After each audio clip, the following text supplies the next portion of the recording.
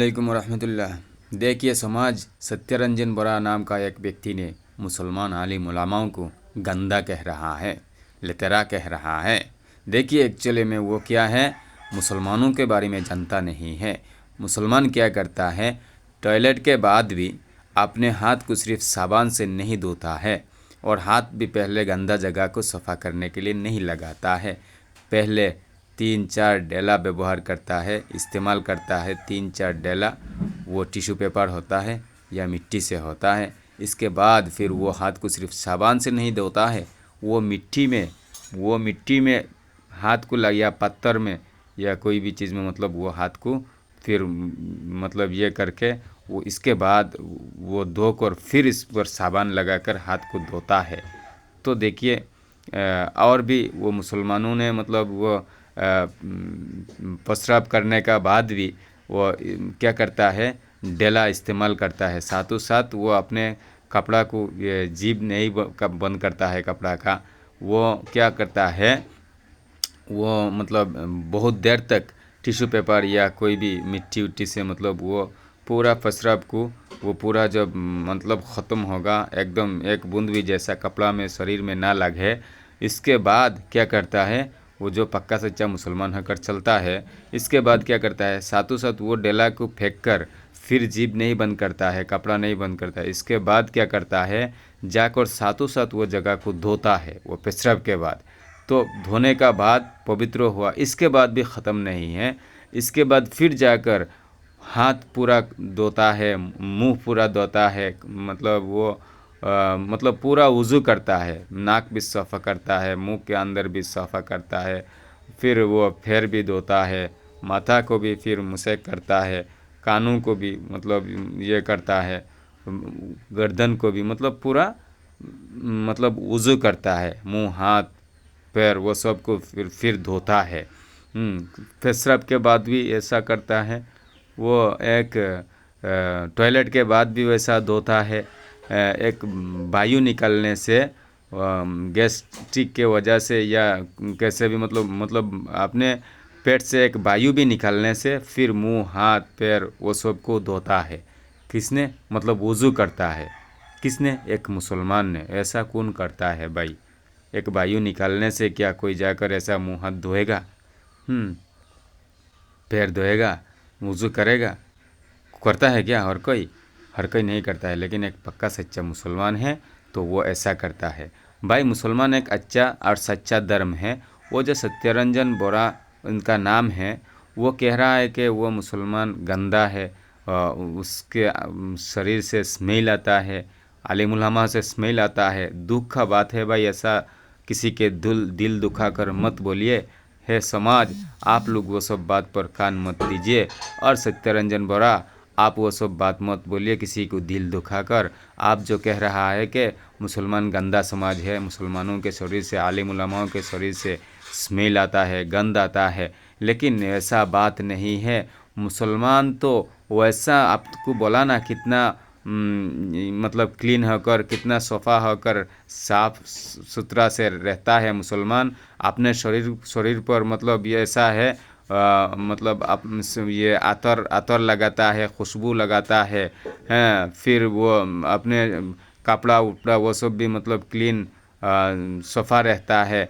कोई कोई अगर काम उम करता है, कोई निरीह मतलब ये कोई मतलब गरीब आदमी है, काम दाम करता है, वो तो अपना कपड़ा या शर्ट पैंट हो या मतलब पायजामा हो, पंजाबी हो, जो भी, उसको तो गंदा रहता है, क्योंकि वो ऐसा उसका अमल ही ऐसा रहता है। वो सिर्फ मुसलमानों में क्या, वो जो भी जिसमें भी क्रिस्चियन हो, हिंदू हो या मुसलमान, किसी भी धर्म से ऐसा दो चार लोग रहता है, मतलब कोई कोई लोग रहता है कि अपने जिसम में कपड़ा उपड़ा का इतना सफाई नहीं करता है, वो तो अलग बात है। लेकिन एक मुसलमानों का जो चलने फिरने का तरीका है, वो हमेशा पाक पवित्र होकर रहना है। मुसलमानों का नमाज में 13 फ़र्ज़ है, उसमें पहले सबसे पहले क्या है, सबसे पहले है अपने बदन को पाक रखने का है। दूसरे है क्या, कपड़ा को पाक रखने का है। तो देखिए, बदन को पाक रखने का है तो जैसे तैसे हो जाएगा क्या, नहीं होगा। मुसलमानों को पाक साफ रहने के लिए कितना शर्तें और भी है, कितना कैसा रहता है आप जानता नहीं है। और आप जो मुसलमानी से लोगों को, जो आसाम के लोग मुसलमान हुआ उन लोगों को आप फिर वापस बुला रहा है सनातनी में। लेकिन इसका मतलब आप क्या कर रहा है, आप मतलब लोगों से, जैसा अपने घर के एक लोग इंजीनियर डॉक्टर बन गया, आप उसको हिंसा कर रहा है, बोल रहा है कि आप भिखारी है, फिर भीख करने में आ जाओ, ऐसा लग रहा है। जैसे कोई मुसलमान अगर आसाम के या कहीं का भी कोई अगर मुसलमान हो गया तब तो वो अच्छा रास्ता पर गया।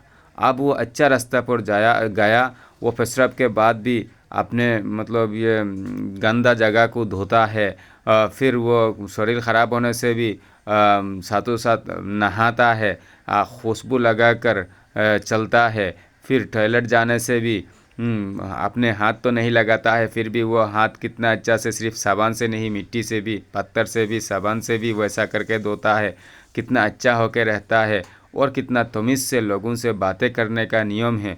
मुसलमानी में कोई अन्याय अत्याचार जुल्म खून खराबी, अन्याय से जुल्म अत्याचार करके किसी को खून खराबी करना, ठगने का, दंदामी करने का, चोरी डकाती, जुआ सूद खाने का, वो सब का आदेश नहीं है। कोई भी ख़राब काम का आदेश नहीं है, अच्छा अच्छा आदेश है। और मुसलमान मरने का बाद कितना अच्छा अदब से कितने सही तरीक़ा से मुसलमानों को दफनाया जाता है। और वो कोई मुसलमान हुआ तो जलने से बच गया। अपने माँ बाप को अपने औलाद ने जो जला देता है, खुद ना खाकर ना पी कर औलाद को पाल पोस कर बड़ा किया, उसी औलाद ने क्या करता है, जब तक माँ और बाप से सर तो मिलता है तब तक वो माँ बाप को सेवा करता है। जब माँ बाप मरने के बाद अपने आप वैसे अपने आप अपना खुद का हाथ में धन दौलत सब कुछ आ जाता है, तो अब माँ बाप से सर तो ख़त्म हो गया। उसके बाद क्या करता है, वो माँ बाप मरने के बाद एक सेकंड भी घर पे जगह नहीं देता है, क्योंकि माँ बाप के पास उस वक्त और कुछ बाकी नहीं रहता है जो औलाद को पाने का। वो तो सब अपने आप औलाद के हाथ पे आ जाता है। तो अब अपने ही माँ बाप को घर से निकाल कर आग में ले जाकर हड्डी उड्डी तोड़ के जला देता है।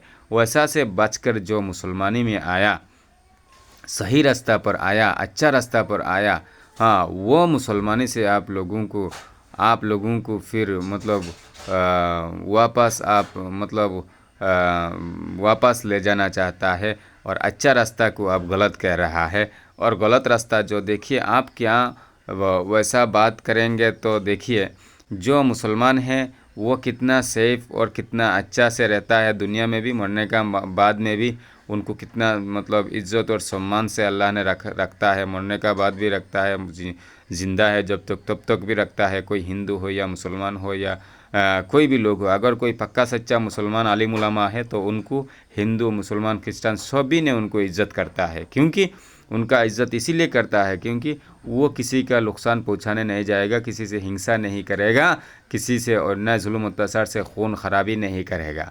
हाँ, तो इसीलिए उनको कोई भी हिंसा नहीं करता है, उनको हर लोग सम्मान देता है, प्यार करता है। और जो है कोई गलत नेचर वाला, वो तो हिंदू मुसलमान क्रिश्चियन कोई भी धर्म से दो चार लोग या कोई लोग मतलब ख़राब काम करने, ख़राब नेचर का होता है, वो तो उनका व्यक्तिगत व्यापार है, उनका पर्सनल व्यापार, वो उनका ही नेचर ख़राब है, वो क्यों ख़राब करता है, उनको सज़ा पानी चाहिए। अपराधी है तो उनको अपराध का सज़ा मिलेगा। लेकिन मुसलमानी में कोई ख़राब काम का आदेश नहीं है। आप देखिए सनातनी भाई, आप तो ये कह रहा है कि मुसलमान अच्छा नहीं है, सनातनी अच्छा है। पहले ये देखिए आप जो आप जिस रास्ता से बुला रहा है, कौन कैसा चल रहा है भाई। देखो जो भी आज हमारा देश में भाई ऐसा हो रहा है, महिलाओं का इज्जत क्या है वो उन लोग नहीं समझ रहा है। अरे पैसा से क्या मतलब है, सरकार ये वो और न दे, किसी बता बिल्डिंग ये वो नौकरियाँ, वो सब से क्या करेगा अगर इज्जत नहीं रहेगा तो। अरे महिलाएं नंगा हो रही है, बाज़ार में अधनंगा होकर महिला घूम रही है, और हम पैसा पैसा कर रहे हैं, डॉक्टर इंजीनियर बोल रहा है। हमारा देश का इज्जत का भी हम सुरक्षा नहीं कर पा रहे हैं, इज्जत का भी हम सुरक्षा नहीं कर पा रहे हैं। और हम ये रास्ता वो सब को देखने लगा, और नौकरियाँ, पैसा, ये वो दौलत, वो सब से हम क्या करेंगे अगर इज्जत नहीं बचेगा तो।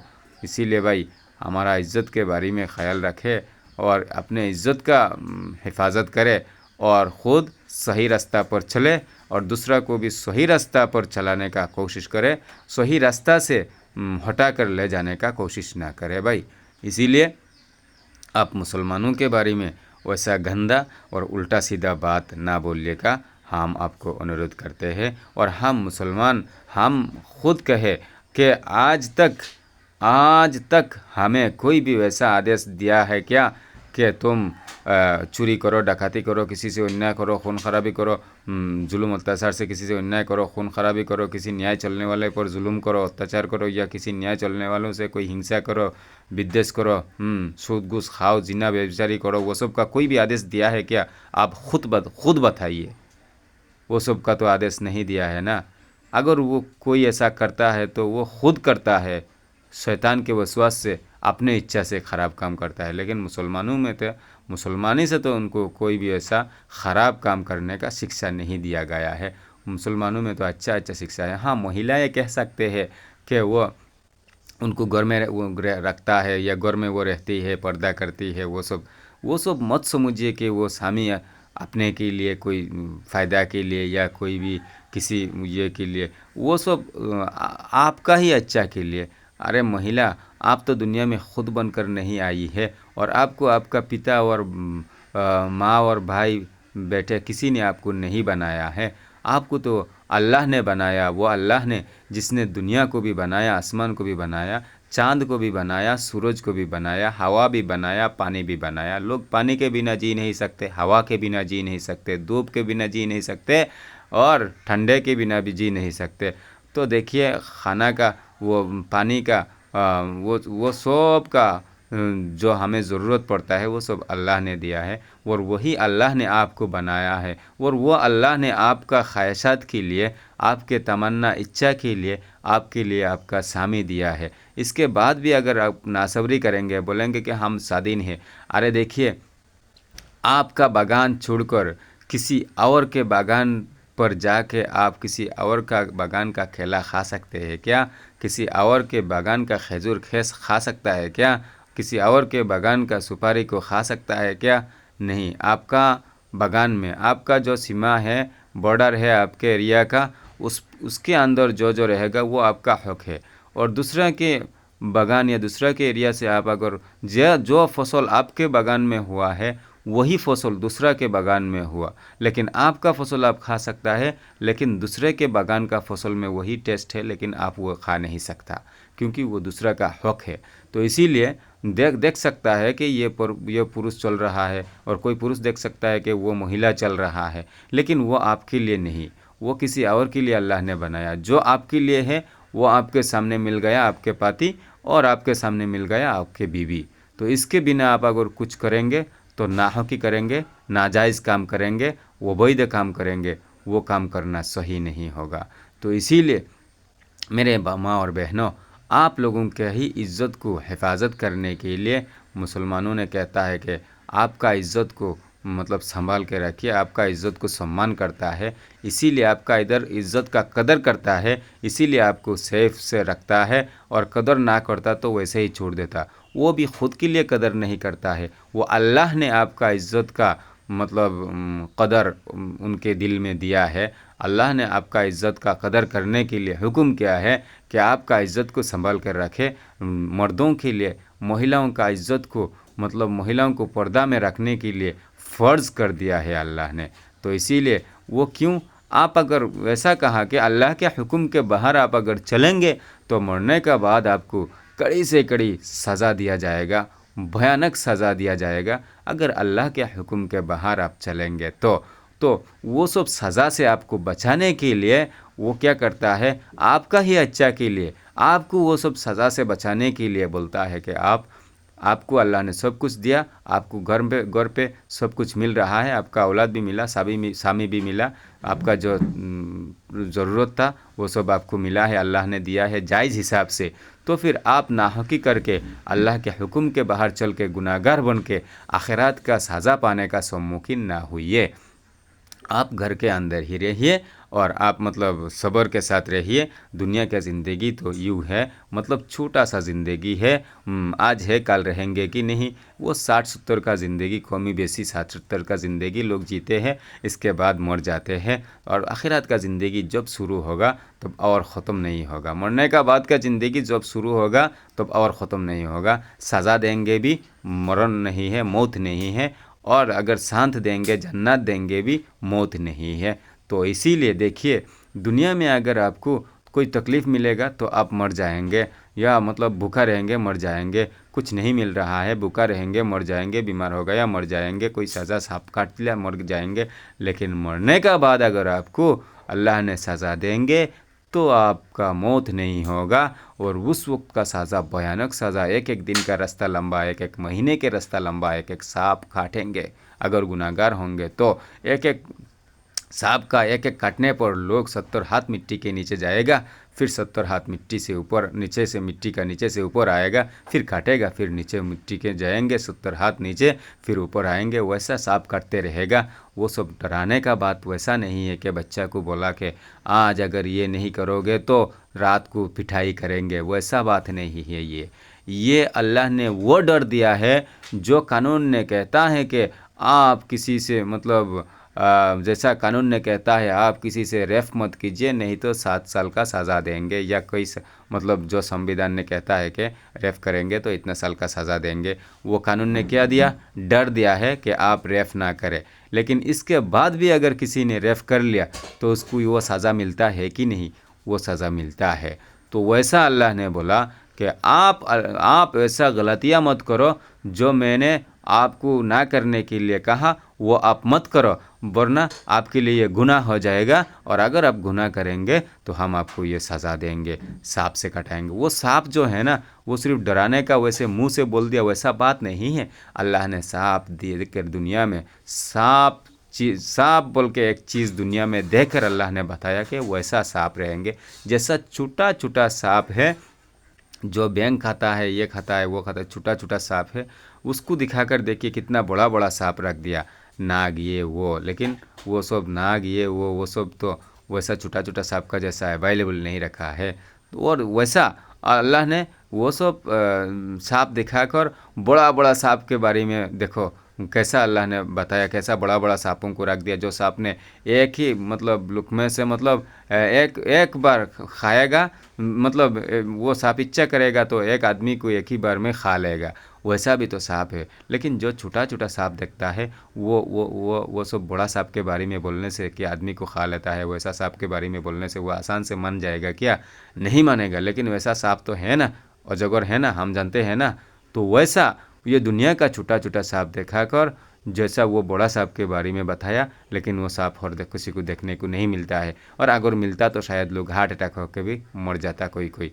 तो वैसा वो सब छोटा छोटा सांप को दिखाकर, दुनिया का छोटा छोटा सांप दिखाकर वो बोला के वैसा बड़ा बड़ा सांप है, जो सांप एक एक दिन का रास्ता लंबा होगा, एक एक महीने के रास्ता लंबा होगा। और वैसा सांप से खटाएंगे, और वैसा सांप का एक एक कटने पर लोगों को 70 हाथ का मिट्टी के नीचे जाना पड़ेगा। तो फिर वहाँ से 70 हाथ का मिट्टी के नीचे से ऊपर आएगा, फिर 70 हाथ का मिट्टी के नीचे जाएगा, ऊपर आएगा एक एक काटने पर, और ऐसा सज़ा पाते रहेगा। सिर्फ इतना ही नहीं, और भी है। इसके बाद अगर आग में जलाएंगे तो वो आग इतना गर्म होगा, दुनिया के आग से 70 गुना ज़्यादा पावर है वो आग में। वो आग में जलाने का बाद लोगों को अगर दुनिया के आग में छोड़ेंगे तो लोग दुनिया के आग में 70 साल जैसा सोने पर रह जाएगा, नींद पर रह जाएगा, समझ ही नहीं पाएगा। लेकिन वो इतना कम पावर वाला आग को भी हम बर्दाश्त नहीं कर पाते हैं। तो आखिरात का जो 70 गुना ज़्यादा आग पावर वाला आग जो है, उस पर कैसे जल सकेंगे, कितना तकलीफ़ होगा।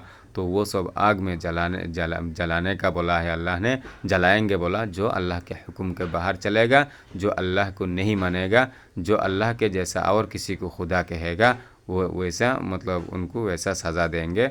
जो अल्लाह के साथ और किसी को मिलाएगा कि जैसा अल्लाह ने बनाया वैसा वो भी बनाया, वैसा अगर कुछ बोलेगा या कोई अगर बोलेगा कि अल्लाह ने जैसा सब कुछ बनाएगा, अल्लाह ने जैसा सब कुछ बनाया है, कोई अगर किसी और चीज़ को बोलेगा, क्या किसी और को बोलेगा वो ये सब बनाया, तो वैसा मतलब अल्लाह के साथ अगर किसी ने अल्लाह के साथ अगर किसी ने किसी को अगर शरीक कर लिया तो ये शिर्क हो जाएगा, तो इसके लिए भी अल्लाह ने बहुत बड़ा बड़ा अज़ाब देंगे। तो जो अल्लाह को नहीं मानेगा, अल्लाह पर ईमान नहीं रखेगा कि अल्लाह एक है, अल्लाह के सिवा और कोई माबूद नहीं है, अल्लाह ही एक है, तो वो बात को अगर कोई नहीं मानेगा तो उसको मरने का बाद वैसा सज़ा दिया जाएगा और बहुत बहुत सज़ा दिया जाएगा। और अगर कोई लोग ये बात को स्वीकार करेगा कि अल्लाह एक है, अल्लाह के सिवा और कोई माबूद नहीं है, हज़रत मोहम्मद मुस्तफ़ा सल्लल्लाहु अलैहि वसल्लम अल्लाह के रसूल है, वो बात को जो दिल से स्वीकार करेगा और वो बात को मानकर अल्लाह के हुक्म और नबी सल्लल्लाहु अलैहि वसल्लम के तरीके पर जो चल कर दुनिया से जाएगा, अल्लाह पर ईमान रखते हुए जो दुनिया से जाएगा, तो अल्लाह ने उनको दुनिया से 10 गुना ज़्यादा मतलब बड़ा जन्नत देंगे, अगर ज़रा सा भी वो अपने दिल पर ईमान रखेगा कि अल्लाह के सिवा और कोई माबूद नहीं है, हज़रत मोहम्मद मुस्तफ़ा सल्लल्लाहु अलैहि वसल्लम अल्लाह के रसूल है और अल्लाह के हुक्म नबी सल्लल्लाहु अलैहि वसल्लम के तरीके पे चल कर जाएगा, तो अल्लाह ने जन्नत देंगे लोगों को। तो जन्नत के शांत इतना शांत है। दुनिया में लोग मीट और मच्छी खाने के लिए क्या करता है, अपने माथे के पसीना पैर पर लाता है, लेकिन आखिरत में अल्लाह ने वैसा शान देंगे, अगर जन्नत में देंगे तो जब मीट खाने का इरादा होगा, इच्छा होगा, तब पाकि उड़ उड़ कर सामने आएगा, आकर पूछेगा आपको मीट कैसे खाना है, पका कर या फ्राई। तो अगर दिल में आपका आया कि हम फ्राई खाएंगे, तो साथों साथ वो पाकि अपने आप मीट हो जाएगा, अपने आप फ्राई हो जाएगा, अपने मुंह में आएगा, खाओगे, पाकि का जो कचरा है वो सब फिर पाकि होके उड़कर चला जाएगा और पसरा पैखाना भी ज़रूरत नहीं होगा। और उस वक्त महिला भी, आजकल तो छोटा बच्चा होता है, बुढ़ी होता है, लेकिन उस वक्त हर महिला, हर लोग जन्नत